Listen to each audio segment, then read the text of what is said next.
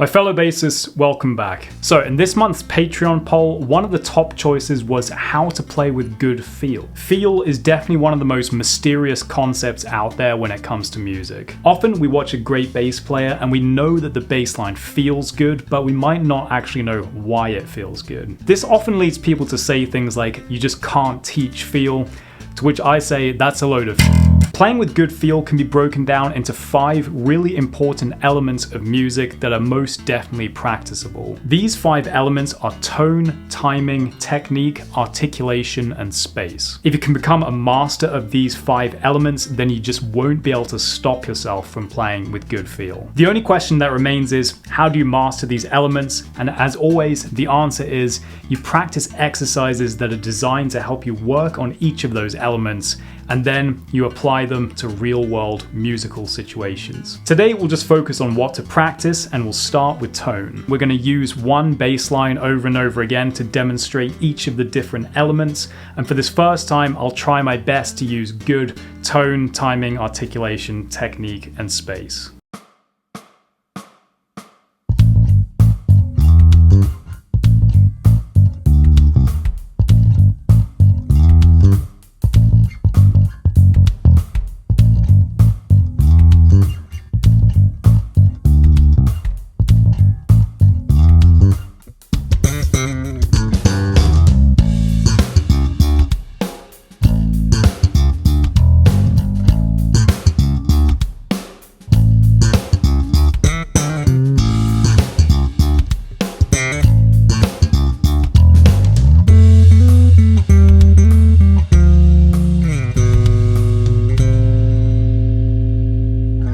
Now here's an example where I'm going to try to play with good feel, except the tone is going to be terrible.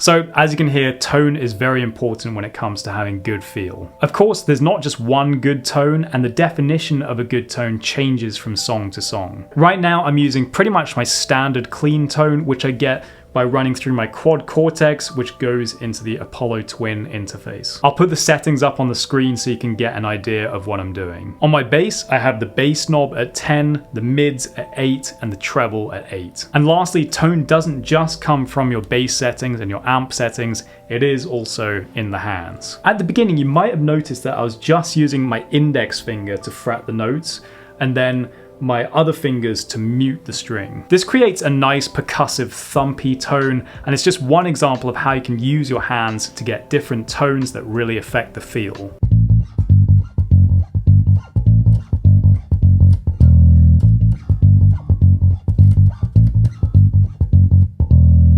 So when you practice this bass line, try using that technique to get that thumpy tone. The next critical element of playing with good feel is playing with good timing. Here's the bass line again. This time I'm going to play using all of the elements well, except the timing is going to be bad.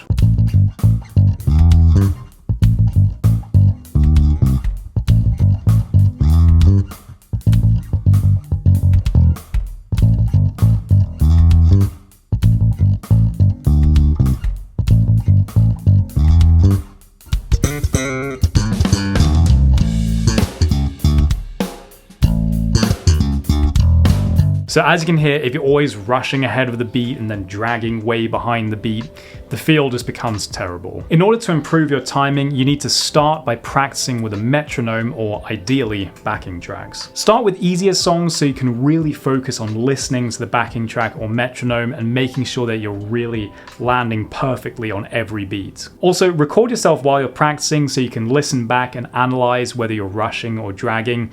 If you've never done this before, then it might be a little bit of a shock at first. Your timing might not be as good as you thought it was, but don't worry, you will get better with practice. And if you're wondering where you can get practice tracks or a metronome, there's a completely free Basecamp metronome in the description, and you can get literally hundreds of backing tracks and exercises with a free 7-day trial of the gold membership on the Basecamp Patreon. The next important and often overlooked element of good feel is actually good technique. There seems to be a misconception that you either have good technique or good feel, but this is completely wrong. Having good technique actually makes playing with good feel much easier because you don't have to think about what your hands are doing, so you can focus entirely on those other elements. Good technique also allows you to mute properly, which prevents unwanted string noise, which also contributes to bad feel. So here's the bass line again, but this time I'm deliberately going to use poor technique.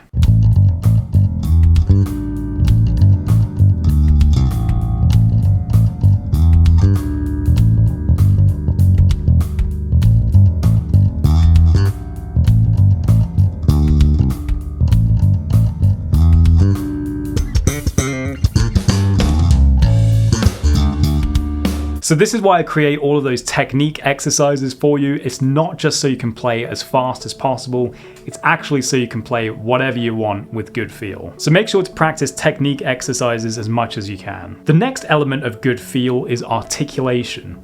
This is all the icing on the cake stuff like hammer-ons, pull-offs, bends, slides. Here's the bass line with minimal articulation.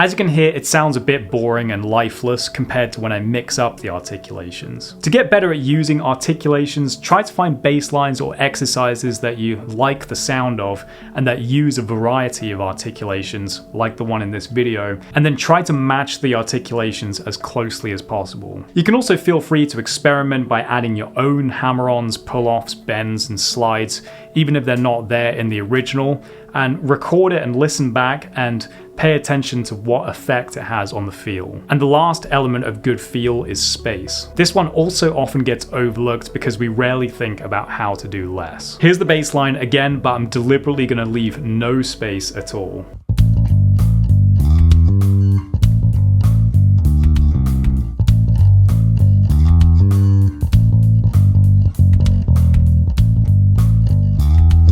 It sounds okay, but it's lost a lot of that funky feeling. There's no formula for how much space to leave that applies to every bass line in the world. Just try to be very conscious of how long you hold each note and be aware of what effect it has. Sometimes it's best to play short staccato notes, other times it's best to let them ring out as long as possible. If you listen to lots of music and then analyze your own bass lines a lot, you'll develop a sense for when to play long notes, when to play short notes, and when to just stop playing completely. So those are the 5 main elements of playing with good feel. Just to recap, it's tone, timing, technique, articulation, and space. Practice this bass line and focus on each element one at a time.